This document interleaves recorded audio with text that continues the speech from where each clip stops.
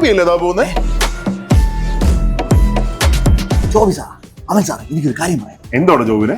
Sir ശ്രദ്ധിച്ചിട്ടുണ്ട് ഈയിടെയായിട്ട് അങ്ങനത്തെ എന്തോ ഉണ്ടോ പരിപാടി? ഉണ്ട് സാറ്. അങ്ങനെ വീഡിയോസ് ഒക്കെ കത്തി കയറുന്നത് പണിയെടുത്തിട്ട് ഉണ്ടാണ് സാറിന് ആലോചിക്കില്ലേ?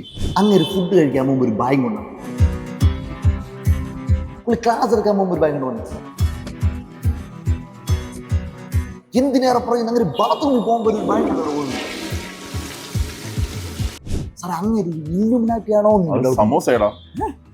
എന്നാലും ഒന്ന് പരിശോധിക്കണം, മോശം പരിശോധിക്കണം. ഉറപ്പാണ്? പിന്നല്ല. നിനക്ക് വേണ്ടി വാ നമുക്ക് നോക്കാം.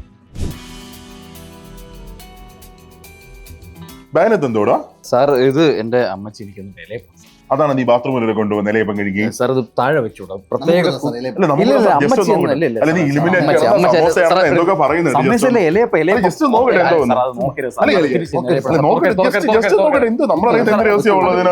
കറുത്തലേപ്പു ഇത് നമ്മുടെ പ്ലേ ബട്ടൺ. എടാ ഇത് 1.5 മാസം കൊണ്ട് കാത്തിരിക്കുന്ന ഒരു സാധനമല്ലേ?